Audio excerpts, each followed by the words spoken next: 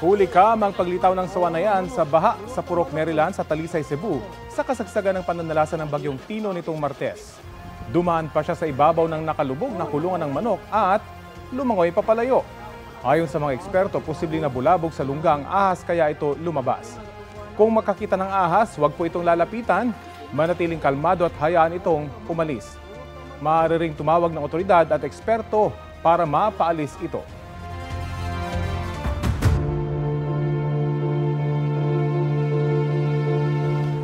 Naghain ng reklamong may kaugnayan sa bid rigging ang Department of Public Works and Highways sa Philippine Competition Commission laban sa ilang construction company.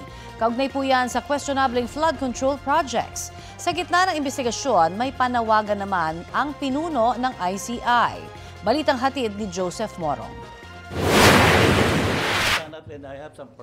Bitbit ni Justice Andres Reyes Jr. ang placard na ito, pag-ibig daw at hindi kasakiman ang kailangan ngayon. We need to love our country. We need to love our countrymen. Hindi yung swapang ka, pera tinatago mo.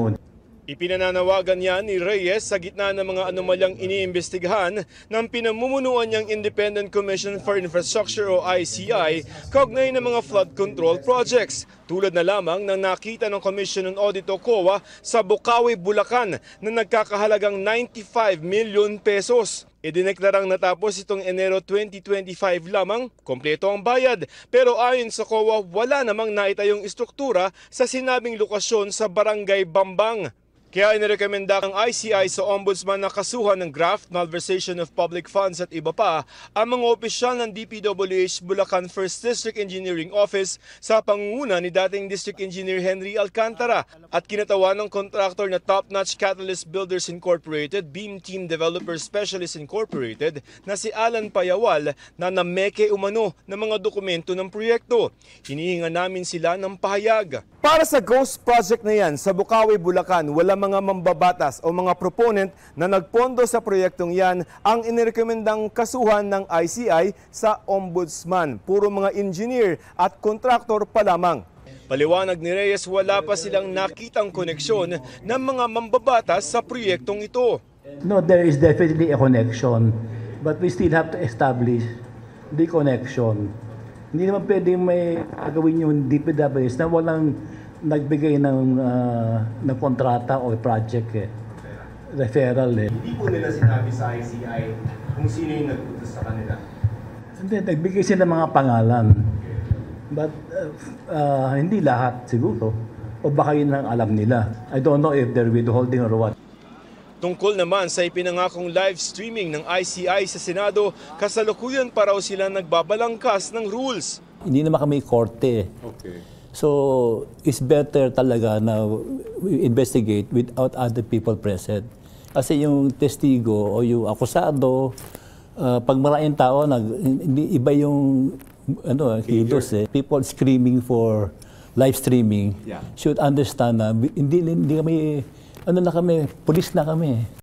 Naghain naman ng reklamo ng bid rigging si DPWH Secretary Vince Dizon sa Philippine Competition Commission laban sa mga kontraktor na St. Timothy Construction Corporation at Silver Wolves Construction Corporation at ilang opisyal ng DPWH Davao Occidental at La Union kaugnay sa 15 kontrata ng mga maanumalyang flood control projects doon. Ayon kay Dizon, 3.13 billion pesos ang maaaring imulta sa mga sangkot kung mapapatunayang pineke nila ang bidding. Hinihinga namin ng pahayag ang mga nasabing kumpanya. Joseph Morong nagbabalita para sa GMA Integrated News. Hindi raw pipigilan ni Pangulong Bongbong Marcos ang paglalabas sa kanyang Statement of Assets, Liabilities and Net Worth o SALN. Yan ang sagot ng Malacanang matapos hingin ng ilang civil society groups sa Office of the Ombudsman ang kopya ng SALN ng Pangulo. Gayon din ang kay Vice President Sara Duterte, dating Ombudsman Samuel Martires at iba pang opisyal ng gobyerno. Sa ilalim ng bagong guidelines ng Ombudsman, pwede nang humingi ng kopya ng SALN kahit walang letter of authority mula sa opisyal na nagmamayari nito. Epektibo ang bagong guidelines sa November 15. Nauna nang sinabi ng Pangulo na handa siyang isa publiko ang kanyang SALN. Mainit na balita, 4% ang gross domestic product o GDP growth ng Pilipinas sa ikatlong quarter ng 2025. Ayon sa Philippine Statistics Authority, ito ang pinakamabagal na GDP growth mula noong first quarter ng 2021 na panahon pa ng COVID-19 pandemic. Sabi ng PSA, kabilang sa mga nagpalago sa GDP nitong third quarter, ang wholesale at retail finance at professional services. Ayon sa Department of Economy, Planning and Development o DepDev, mas mababa ang GDP growth nitong third quarter kaysa sa target ng gobyerno na 5.5 hanggang 6.5% para sa 2025. Ito na ang mabibilis na balita. Tumagilid ang SUV na yan matapos sumalpok sa Center Island sa bahagi ng ADB Avenue sa Pasig. Sa lakas ng impact, napinsala ang Center Island. Ligtas ang driver na nagtamo ng pasa sa mukha at dinala na sa ospital. Naialis din sa kalsada ang SUV at hindi nagdulot ng traffic sa lugar. Patuloy ang investigasyon ng mga otoridad tungkol sa insidente. Arestado ang isa pang akusado sa panloloob sa apartment ng mga masahista at pangahalay umano sa dalawa sa kanila sa Pasay City noong August 29. Sa bisa ng warrant of arrest, nahuli ng mga otoridad ang lalaki sa Malate, Maynila. Nahaharap sa reklamong robbery with rape ang mga akusado. Una nang sumuko sa mga otoridad ang kasabwat niya. Pareho nilang itinanggi ang mga paratang. Planong magtakda ng Department of Agriculture ng maximum suggested retail price sa pulang sibuyas at karneng baboy.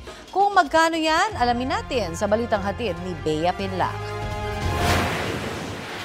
Hindi pa man nahihiwa ang mga panindang sibuyas na ito, mapapaiyak ka na sa presyo. Nasa 130 to 180 pesos ang presyo ng kada kilo ng sibuyas dito sa Mega Q-Mart sa Quezon City. Masakit. Actually, hindi lang naman talaga sibuyas ang mahal. Halos lahat ng gulay nagmamahal. Talagang napakahirap. Napakahirap sa pagbabudget. Pero ayun na nga, sinasabi ko, wala tayong choice kundi talagang gagawan at gagawan mo ng paraan. Sa monitoring ng Department of Agriculture, umaabot ng 200 pesos kada kilo ang bentahan ng sibuyas sa mga pamilihan sa Metro Manila. Marami naman daw ang supply ng imported sibuyas, kaya pinag-aaralan ng DA na magtakda ng 120 pesos maximum suggested retail price para rito sa susunod na linggo. Magandang balita para sa mga mamimili ang pagtatakda ng MSRP. Malaking may tutulong sa amin yun. Pero sana talaga, mahirap din kasi umasa. Antayin na lang talaga natin at gagawa na lang talaga tayo ng paraan. Ang mga nagtitinda ng gulay, tiyak daw naaaray. Hindi pwede. Hindi na kami magtitinda niyan pagka yung presyo nila ang masusunod. Kasi ang puhunan namin 150 na eh. Pati presyo ng karning baboy posibleng lagyan ng MSRP. Palaisipan daw kasi sa DA kung bakit mataas ang presyo ng baboy lalo na ng liempo dahil mababa naman ang farm gate rates. Ang liempo talaga mataas. Kasi alam mo naman, mataas talaga kahit noon pa. Nangangamba naman ang ilang nagtitinda ng baboy sa posibleng epekto ng mababang MSRP sa kita nila. Sobrang tumal ngayon, sa totoo lang. Mas totoo, hindi kami kumikita ngayon. Pwesto, tauhan, kulang pa. Dapat sila mga dealer, mga supplier, sila magbaba ng baboy, hindi kami. Sa Mega Q-Mart, umaabot ng 450 pesos ang kada kilo ng liempo at 360 pesos naman sa Kasim. Sa monitoring ng DA, nabibili ng hanggang 480 pesos ang kada kilo ng liempo sa mga pamilihan sa Metro Manila. Bea Pinlac, nagbabalita para sa GMA Integrated News. Beep, beep, beep. Sa mga motorista, may posibleng dagdag bawas sa presyo ng mga produktong petrolyo sa susunod na linggo. Ayon po sa Oil Industry Management Bureau ng Department of Energy, batay sa 4-day trading, tinatayang humigit kumulang 35 centavos ang rollback sa kada litro ng gasolina. Matapos ang 5 sunod-sunod na linggong price hike. Inaasahan namang magpapatuloy sa ikatlong linggo ang taas presyo sa diesel na nasa 30 centavos kada litro. Pati sa kerosene na 35 centavos kada litro. Ayon kay Oil Industry Management Bureau Assistant Director Rodela Romero, tanging sa LPG at kerosene lamang magkakaroon ng price freeze sa mga lugar na nasa state of calamity.